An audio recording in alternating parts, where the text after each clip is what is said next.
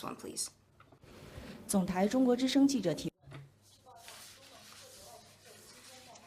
It is reported that the foreign ministries of ASEAN countries gathered for a special meeting in Kuala Lumpur, Malaysia. Today, with a focus on the border situation between Cambodia and Thailand, the two countries have yet to reach a consensus. What's your comment? And how does Deng Xijun, the Chinese Foreign Ministry Special Envoy for Asian Affairs, play his role in promoting peace between the two sides? Both Cambodia and Thailand are ASEAN's important members. China appreciates and supports the efforts of ASEAN, in particular Malaysia, in promoting peace.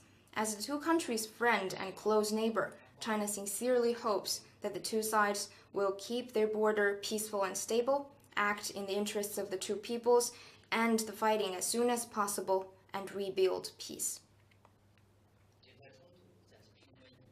Since the latest escalation between the two countries, China has been promoting peace through its own way. Foreign Minister Wang Yi had a phone call with Cambodian and Thai foreign ministers. The foreign ministry senior official has maintained communication on this issue with Cambodia, Thailand, and relevant ASEAN countries. Deng Xijun, the foreign ministry special envoy for Asian affairs, is on a shuttle diplomacy trip to the two countries to promote peace, and relevant information will be released on that in due course. China will continue to make an all-out effort to promote peace and play a constructive role for the de-escalation.